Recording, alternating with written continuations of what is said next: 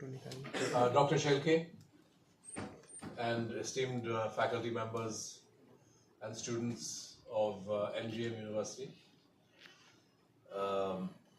It's a great pleasure to be here with you today on your very beautiful campus and to meet all of you in what I hope will be perhaps not such a formal event, but something which will be more interactive. So I hope I'll try to speak for about 20-25 minutes, half an hour maximum, and then we can have more time for discussion. And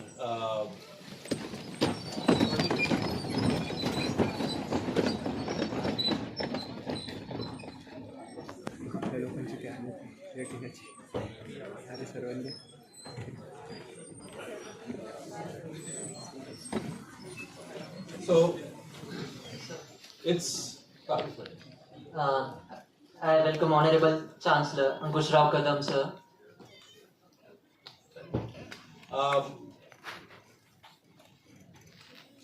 When I received email invitation from Dr. Shelke, I was very happy because I was due to be in Aurangabad today anyway for a talk which I'm going to give in the evening. But what made me very pleased was the topic that she suggested. Because at a time when the media is busy promoting communalism in India, to have a university wanting to tell its students how to do the opposite was something very striking. And it's a sad commentary on the state of affairs in India that this struck me as unusual and odd and rather refreshing. Because ordinarily 10 years ago, 20 years ago, there would be plenty of such talks. Because the media construed its main role as opposing polarization, communalism in society, promoting constitutional values. So there was nothing extraordinary or exceptional about speaking about these things. But today it feels almost illicit, feels slightly disruptive, feels slightly anti-national, to use the phrase that they use, to talk about opposing communalism. Now, having said this, and having said that it's important that the media look at this topic and play its role, it's important to always bear in mind, especially all of you who are going to be entering the profession once you finish your studies here, you'll be entering the profession and working as journalists, that the role of a journalist is very different from the role of an activist. Journalists are citizens. They live in society. They have their own views. They have their own ideological leanings, their political affiliations, like anybody in society does. And it is unrealistic and unfair to demand that journalists be some kind of a pure person who has no views, who has no ideology, and is some kind of a machine. That's not what life is. So all of you, all of us, we have our views. We have our beliefs about what is right, what is wrong, in the sphere of politics, in the sphere of culture. These views may not be very coherent. These views may not be very crystallized. These views may not lead you to unequivocally support one party or another party, but you have your views.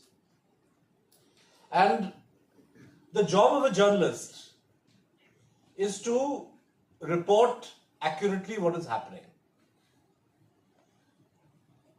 And part of that process is to be able to dispassionately evaluate facts,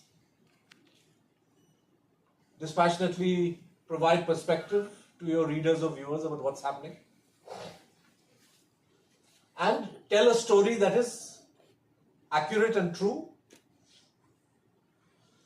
and that is also intelligible, readable, or appealing, so that somebody would want to spend 5-6 minutes of their time reading what you write or producing whatever video you produce. This is the job of a journalist. And this applies to whether we're talking of foreign policy issues, whether it's talking about urban issues. You may be in a situation where you live in a certain mohalla, you live in a certain neighborhood, and the neighborhood has a problem with, let's say, waste disposal.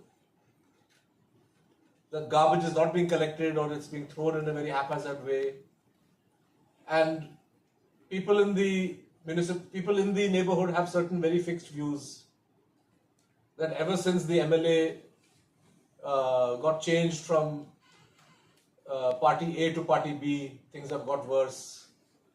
And maybe you also believe that. Siddharth जी वैसे हिंदी भी समझते हैं क्या लोग आप? नहीं, तो which is better, English or दोनों जैसे भी आता हो हिंदी भी चलेगा, मतलब आप मुझे मालूम है बोलते हैं लोगों को। हाँ, मतलब आप तो बहुत बेहतर बोलते हैं। तो मैं दोनों में नहीं, जैसे कि आपको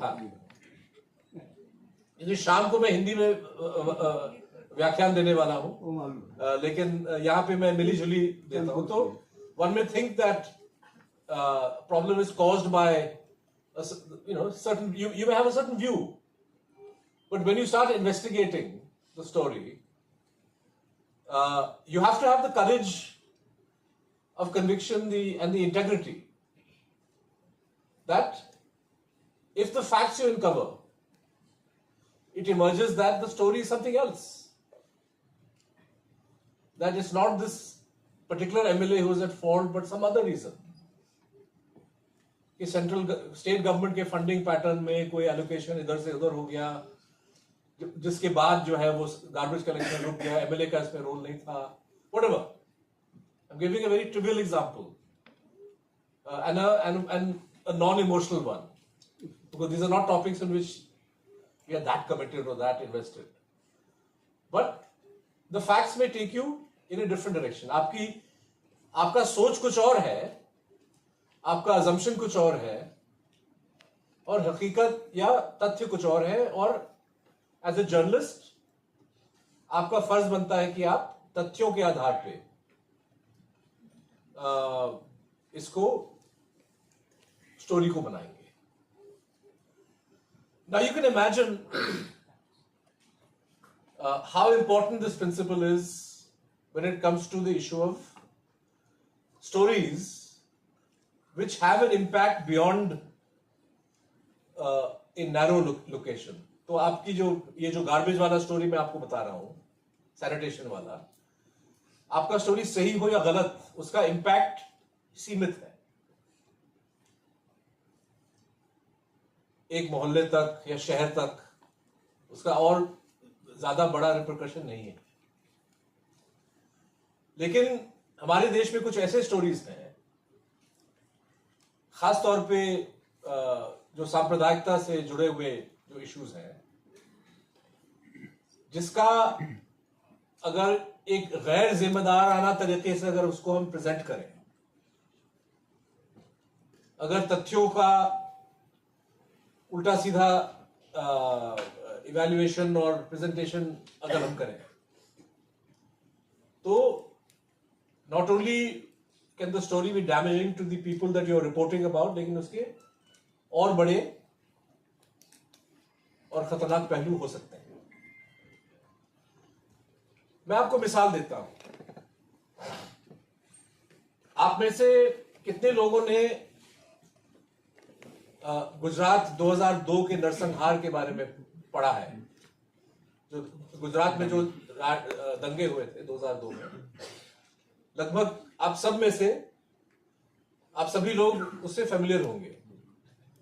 ये घटना February 28 से लेके तकरीबन मिड अप्रैल तक, लेकिन जो इंटेंस वायलेंस था वो मार्च 7th 8th तक 10 दिन गुजरात प्रदेश में चली। और इसके चलते सरकारी आंकड़ों के मुताबिक 1300 लोगों के आसपास उनका कत्ल हुआ।